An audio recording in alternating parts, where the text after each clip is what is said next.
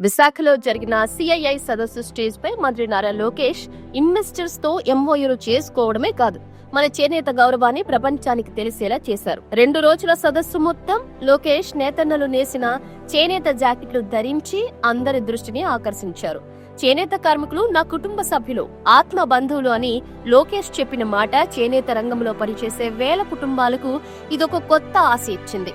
పెట్టుబడులు తీసుకురావడంలో ముందుండే నాయకుడు అదే సమయంలో గ్రామాల్లోని చిన్న నేతన్నలు నేసిన దుస్తులను గ్లోబల్ స్టేజ్ మీద నిలబెట్టి వాటిని ప్రపంచ దేశాధినేతలు మెచ్చుకునేలా చేయడంతో నేతన్నలు సంతోషం వ్యక్తం చేస్తున్నారు. తమ చేనేత దుస్తులకు అంతర్జాతీయ స్థాయిలో గుర్తింపు వచ్చిందని వారు సంబరపడిపోతున్నారు. ఆ జాకెట్ ఎక్కడి నుంచి వచ్చిందో తెలుసా అని మంత్రి లోకేష్ ఎక్స్ లో చేసిన ట్వీట్ కూడా వైరల్ అయ్యింది. అది మిలాన్ లేదా ముంబైలో తయారు కాలేదు. తూర్పుగోదావరి జిల్లా అనపర్తి మండలం పులగుర్త గ్రామం. అక్కడి నేతన్న చేతికొచ్చిన మాస్టర్ పీస్ అని ట్వీట్ చేశారు.